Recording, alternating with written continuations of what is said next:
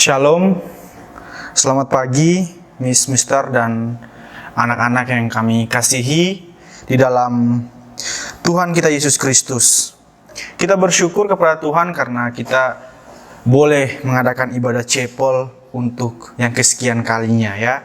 Dan pada saat ini kita sudah memasuki bulan September, dan di bulan September ini kita akan juga, ini adalah chapel pertama, dan tentu kita akan terus mengadakan chapel ke depannya. Kita akan belajar daripada firman Tuhan pada pagi hari ini. Namun sebelumnya, mari kita minta pimpinan Tuhan di dalam doa. Kita berdoa. Ya Tuhan, Allah Bapa kami yang bertahta dalam kerajaan surga, kami bersyukur untuk kasih-Mu yang begitu besar dalam kehidupan kami ya Bapa, sehingga kami masih boleh ada sampai pada saat ini. Bapa, pada kesempatan ini kami akan belajar dari firman-Mu. Kami akan merenungkan firman-Mu. Biarlah firman-Mu ini boleh mendapat tempat dalam hati dan hidup kami, sehingga kami boleh menjadi pelaku-pelaku firman dalam kehidupan kami hari lepas hari. Sertai kami semua Bapa, meskipun kami chapel secara online dan kami chapel dari rumah kami masing-masing, kiranya Engkau tetap menyertai kami dan tetap membuat nama-Mu tetap dipermuliakan lewat ibadah, lewat kehidupan kami. Ini doa kami Bapa, di dalam nama Tuhan Yesus kami berdoa. Amin. Ya, Miss, Mister, dan anak-anak yang kami kasihi dalam Tuhan Yesus Kristus, tema kita pada bulan ini adalah tentang kepedulian. Ya, tema karakter bulan ini adalah tentang kepedulian. Ya, tentu harapannya adalah setelah kita mengakhiri bulan September ini, kita semua semakin memupuk karakter peduli, atau kita semakin memupuk kepedulian di dalam kehidupan kita. Karena itu merupakan salah satu karakter daripada anak Tuhan. Jadi kita jangan mengaku bahwa kita adalah anak Tuhan, tetapi kita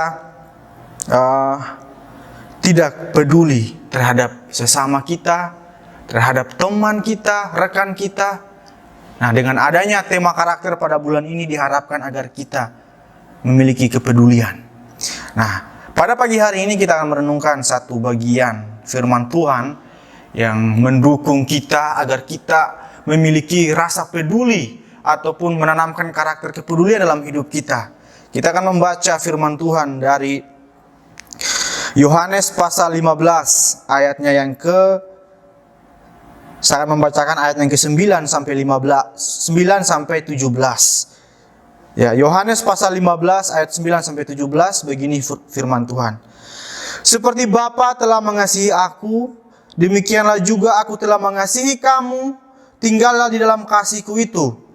Jikalau kamu menuruti perintah-Ku, kamu akan tinggal dalam kasih-Ku, seperti aku menuruti perintah Bapa-Ku dan tinggal di dalam kasih-Nya. Semuanya itu kukatakan kepadamu, supaya sukacitaku ada dalam kamu, dan sukacitamu menjadi penuh. Inilah perintahku, yaitu supaya kamu saling mengasihi, seperti aku telah mengasihi kamu.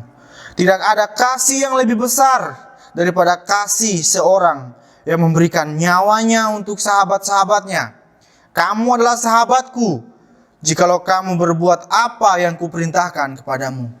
Aku tidak akan menyebut kamu lagi hamba, sebab hamba tidak tahu apa yang diperbuat oleh tuannya. Tetapi aku menyebut kamu sahabat, karena aku telah memberitahukan kepada kamu segala sesuatu yang telah kudengar dari Bapa-Ku. Bukan kamu yang memilih aku, tetapi akulah yang memilih kamu. Dan aku telah menetapkan kamu supaya kamu pergi dan menghasilkan buah, dan buahmu itu tetap, supaya apa yang kamu minta kepada Bapa dalam namaku diberikannya kepadamu. Inilah perintahku kepadamu, kasihilah seorang akan yang lain. Miss, Mister, dan anak-anak yang kami kasihi dalam Yesus Kristus, seperti yang saya sudah katakan tadi, bahwa karakter atau tema karakter kita pada bulan ini adalah tentang kepedulian. Nah, pertanyaannya, apakah kepedulian itu? Menurut Kamus Besar Bahasa Indonesia, kepedulian berarti perihal sangat peduli, sikap mengindahkan atau memprihatinkan. Kemudian sikap menghiraukan sesuatu yang terjadi dalam masyarakat atau di dalam lingkungan kita. Nah, itulah kepedulian. Nah, untuk mencapai karakter kepedulian ini, maka Sekolah Kalam Kudus telah menetapkan satu tema yang kita bahas pada Cepol hari ini, yaitu sahabat luar biasa. Tema kita adalah sahabat luar biasa. Nah, sekali lagi kita baca nats kita pada pagi hari ini, yaitu dari Yohanes 15. Meskipun kita sudah membaca secara keseluruhan satu perikop ayat 9 sampai 17, namun secara khusus kita merenungkan ayatnya yang ke-13. Tidak ada kasih yang lebih besar daripada kasih seorang yang memberikan nyawanya untuk sahabat-sahabatnya. Saya percaya kita semua, baik kita sebagai guru, staf maupun murid, kita pasti mau mempunyai sahabat, bukan? Atau saya percaya bahwa kita mau bahwa kita menjadi seorang sahabat atau menjadikan diri kita itu sahabat buat sesama kita atau orang lain. Sahabat tentu saja harus peduli terhadap objek, terhadap orang yang dikatakan sebagai sahabatnya. Dan misalkan kita memiliki sahabat, kita pasti berkata bahwa saya mau bahwa sahabat saya ini adalah orang yang paling memahami apa yang saya rasakan. Dia mau mendengarkan setiap keluh kesah saya. Dia mau mendengarkan pergumulan-pergumulan saya. Saya mau ketika saya bercerita ataupun menyampaikan pergumulan saya, maka saya bisa lega karena saya akan mendapatkan jalan keluar, karena pasti sahabat saya peduli. Tentu kita tidak mau menjadi seseorang yang susah melihat orang senang atau senang melihat orang susah. Saya percaya hal itu kita miliki. Saya percaya bahwa ketika kita mau menjadikan diri kita sahabat, kita harus menjadi seorang sahabat yang tidak senang melihat sahabat kita susah, dan kita tidak susah melihat sahabat kita senang, kayak gitu. Tetapi hal itu seringkali terjadi dalam kehidupan ini. Begitu banyak orang yang senang melihat orang lain susah dan susah melihat orang lain senang. Karena itu, pada pagi hari ini kita mendapat firman Tuhan yang luar biasa, yaitu bahwa kita harus menjadi seorang sahabat yang luar biasa. Tetapi pertanyaannya, mudahkah bagi kita untuk menjadi seorang sahabat yang luar biasa? Mudah tidak? Karena kita mau jadi seorang sahabat, kita harus memiliki kepedulian dalam diri kita. Kita harus turut merasakan apa yang dirasakan oleh sahabat kita. Setidaknya kita bisa memberikan dia kelegaan, memberikan dia jalan keluar, ataupun bisa menghibur sahabat kita ketika dia mengalami pergumulan. Dan tentu itu bukanlah hal yang mudah.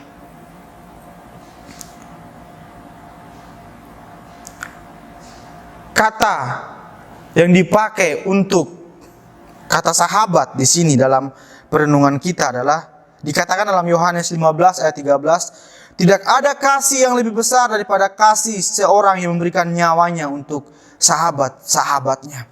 Kata sahabat-sahabatnya di sini sebenarnya mengacu kepada pihak lain yang kita kasihi, atau sahabat itu harus kita kasihi, karena kata tersebut berasal dari kata pilon, dari kata dasar pilos yang artinya sahabat yang dikasihi. Nah, kata ini pula seiring maknanya dengan phileo atau filia, kasih persahabatan. Jadi ketika kita membangun suatu hubungan persahabatan, atau kita menjadikan diri kita sahabat, ketika kita berkata bahwa oh saya mau jadi sahabat buat orang lain, buat orang di sekitar saya, maka hal pertama yang kita harus tahu bahwa kita harus memiliki kasih di dalam diri kita. Namun itu bukanlah hal yang mudah untuk memiliki kasih. Karena itu, lewat perenungan firman Tuhan pada pagi hari ini, kita mau belajar dari satu teladan, yaitu dari Yesus Kristus sendiri. Teladan kita dalam mengasihi, dalam menjadikan diri kita sahabat adalah Tuhan Yesus sendiri. Dalam ayat yang ke-14 dikatakan, kamu adalah sahabatku jikalau kamu berbuat apa yang kuperintahkan kepadamu. Jadi di sini kita melihat dalam perenungan ini bahwa Yesus mengatakan bahwa kita adalah sahabat-sahabatnya. Tapi satu syaratnya, bahwa kita berlaku sesuai dengan apa yang Dia kehendaki, atau menuruti setiap perintah-perintahnya, atau menuruti apa yang dikatakan oleh firman Tuhan kepada kita. Karena kita ini adalah sahabat, Yesus menyebut kita sahabat, Dia juga mengasihi kita. Tetapi bukan dengan kasih filia, tetapi dengan kasih agape. Karena dalam ayat yang ke-13 dikatakan bahwa tidak ada kasih yang lebih besar. Kata kasih di situ itu dalam bahasa Yunani adalah agape, yaitu kasih yang mau mengorbankan dirinya.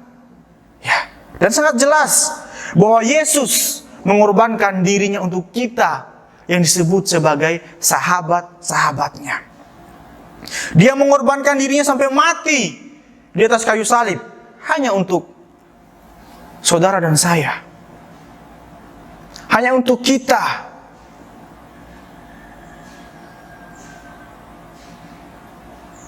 Dia adalah teladan sejati kita dalam kita mengaplikasikan karakter kepedulian, dalam kita mengaplikasikan bahwa saya ini mau jadi seorang sahabat yang luar biasa. Dia adalah contoh kita yang sejati, atau teladan kita yang sejati. Kenapa? Karena Dia mengorbankan dirinya sampai mati di atas kayu salib untuk kita sahabat-sahabatnya. Dan bahkan Yesaya, dalam Yesaya 53 ayat 3-7 dijelaskan bagaimana pengorbanan Yesus itu untuk sahabat-sahabatnya, untuk kita semua. Yesaya dalam Perjanjian Lama menubuatkan tentang bagaimana Yesus berkorban, bagaimana Dia begitu menderita untuk penebusan sempurna dosa-dosa kita yang adalah sahabat-sahabatnya. Dikatakan dalam Yesaya 53 ayat 3-7. Ia dihina dan dihindari orang, seorang yang penuh kesengsaraan dan yang biasa menderita kesakitan. Ia sangat dihina sehingga orang menutup mukanya terhadap Dia, dan bagi kita pun Dia tidak masuk hitungan. Tetapi sesungguhnya penyakit kita lah yang ditanggungnya, dan kesengsaraan kita yang dipikulnya. Padahal kita mengira Dia kena tulah, dipukul dan ditindas oleh Allah. Tetapi Dia tertikam oleh karena pemberontakan kita, Dia diremukan oleh karena kejahatan kita. Ganjaran yang mendatangkan keselamatan bagi kita ditimpakan kepadanya, dan oleh bilur-bilurnya kita menjadi sembuh. Kita sekalian sesat seperti domba, masing-masing kita mengambil jalan sendiri. Tetapi Tuhan telah menimpakan kepadanya kejahatan kita sekalian. Dia dianiaya, tetapi Dia membiarkan diri ditindas dan tidak membuka mulutnya. Seperti anak domba yang dibawa ke pembantaian, seperti induk domba yang keluh di depan orang-orang yang menggunting bulunya, Ia tidak membuka mulutnya. Itu gambaran sahabat kita. Gambaran tentang Yesus Kristus yang rela mati, yang mengorbankan dirinya untuk kita, yang disebutnya sebagai sahabat-sahabatnya. Dia dihina, Dia diludahi, Dia diolok-olok. Itu semua karena kita sahabat-sahabatnya. Makanya tidak berlebihan ketika saya mengatakan bahwa Yesus adalah teladan sejati kita dalam kita menjadikan diri kita sahabat bagi orang lain, bagi sesama kita. Bahkan dikatakan bahwa Dia seperti anak domba yang dibawa ke pembantaian, dan Dia tidak mengeluh sedikit pun, asalkan kita ditebus dan hubungan kita dengan Bapa boleh diperbaiki kembali.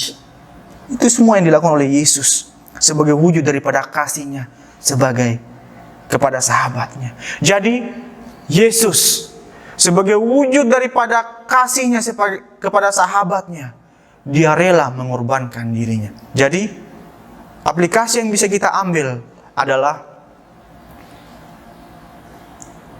sebagai seorang sahabat, kita harus siap berkorban. Kita harus mewujudkan bahwa kita memiliki kasih kepada sahabat kita dengan cara kita berkorban. Jangan kita menutup telinga ketika sahabat kita merintih minta tolong. Atau jangan kita tidak mau mendengarkan dia ketika dia butuh untuk didengarkan. Tapi marilah kita menjadi pendengar untuk dia. Firman Tuhan bagi kita pada pagi hari ini jelas bahwa tidak ada kasih yang lebih besar daripada kasih seorang yang memberikan nyawanya untuk sahabat-sahabatnya. Ini standar kita tinggi sekali atau besar sekali loh. Sangat besar. Standar kita dalam kita menjadi seorang sahabat adalah sangat besar. Tetapi saya percaya bahwa kita tidak mungkin tidak akan sampai mengorbankan nyawa untuk sahabat kita. Itu dilakukan oleh Yesus. Namun firman Tuhan berkata bahwa kita harus meneladani Yesus agar kita menjadi seorang sahabat yang luar biasa.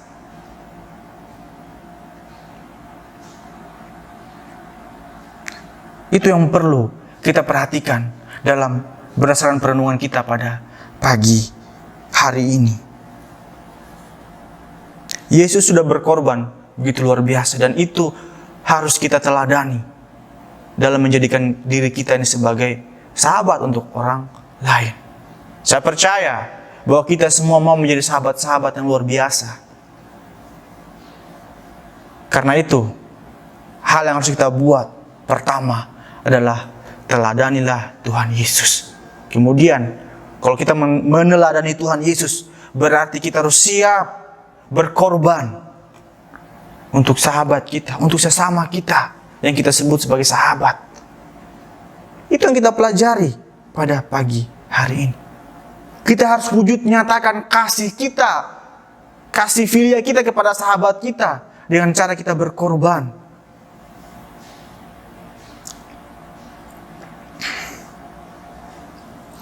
Ada sebuah kisah. Ada seorang pria yang bernama Joseph M. Scriven.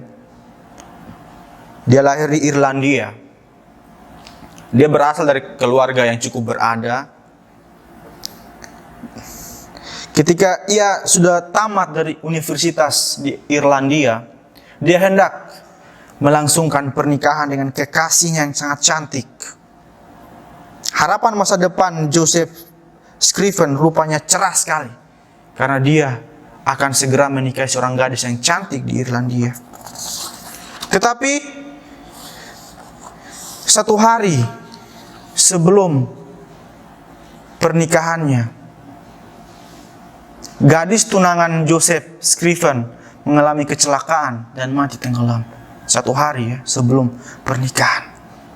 Tentu hal itu membuat dia sangat patah hati sekali.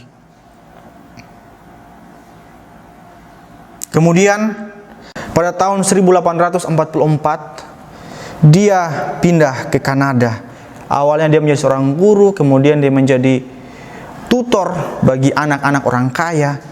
Dan singkat cerita, dia menemukan lagi idaman hatinya. Kemudian dia sudah bertunangan dengan seorang perempuan dan hendak melangsungkan pernikahannya. Tetapi sekali lagi maut merenggut sukacita daripadanya. Setelah perempuan itu sakit dalam jangka waktu yang pendek, kekasihnya itu pun meninggal dunia. Tidak lama sebelum tanggal pernikahan mereka. Itu yang terjadi kepada Joseph Scriven. Jadi dua kali dia gagal karena direnggut oleh maut. Kemudian karena dia sedih, Joseph Scriven menyingkir dari tempat yang ramai. Ia tinggal seorang diri dalam sebuah pondok di pinggir danau. Cara hidupnya bersahaja.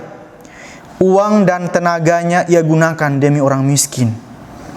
Ia mencari anak-anak yatim piatu supaya ditolongnya. Ia bekerja sebagai tukang kayu sukarela bagi para janda yang kekurangan. Ia bahkan memberikan pakaian sendiri kepada orang-orang yang lebih memerlukannya.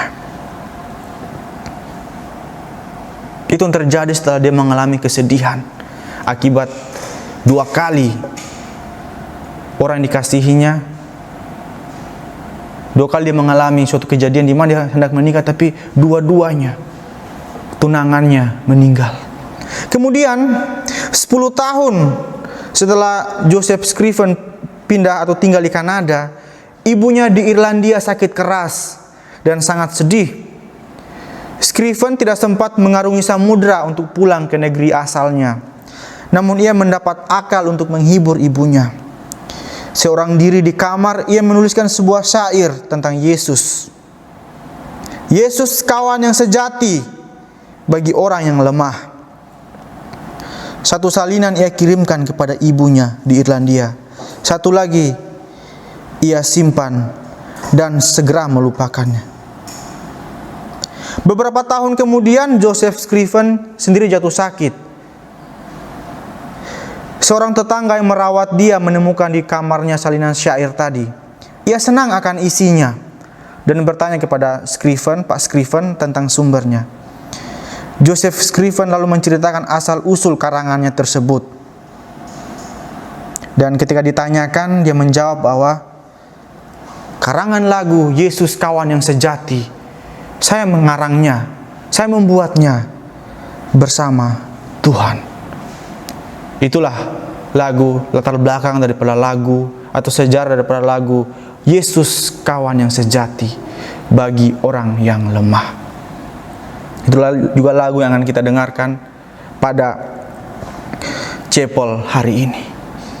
Jadi di dalam kesedihannya, Joseph Scriven masih menemukan bahwa Yesus itu adalah sahabatnya yang sejati. Karena dia sadar betul bahwa Yesus sudah mengorbankan dirinya di atas kayu salib untuk dosanya sebagai sahabatnya. Karena itu dia meresponnya dengan menolong sesamanya.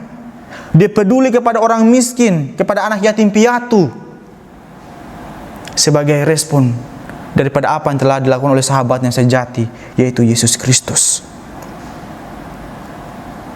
Kita pun demikian. Kita sudah belajar dari Yesus bahwa untuk kita menjadi seorang sahabat yang sejati, kita harus berkorban. Dia berkorban di atas kayu salib. Mungkin kita tidak harus berkorban. Kita tidak mungkin juga kita mengorbankan diri sama seperti Yesus. Oh, saya mau mati buat sahabat saya.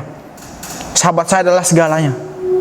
Mungkin itu hal yang terlalu berlebihan mungkin bagi kita. Tapi kita cukup peduli dengan dia, mau mendengarkan sahabat kita, dan selalu ada buat dia. Itu sudah cukup. Dan yang paling penting, kita mau membawa sahabat kita di dalam doa. Itulah wujud daripada pengorbanan kita untuk sahabat. Dan untuk mengakhiri perenungan firman Tuhan pada pagi hari ini, kita membaca salah satu bagian di firman Tuhan pada Amsal 17 ayat 17. Amsal 17 ayat 17 berbunyi demikian. Seorang sahabat menaruh kasih setiap waktu dan menjadi seorang saudara dalam kesukaran. Seorang sahabat menaruh kasih setiap waktu dan menjadi seorang saudara dalam kesukaran. Kasihlah sahabatmu, hadirlah bagi dia di setiap keadaannya. Kiranya Tuhan Yesus memberkati kita lewat firman-Nya. Amin.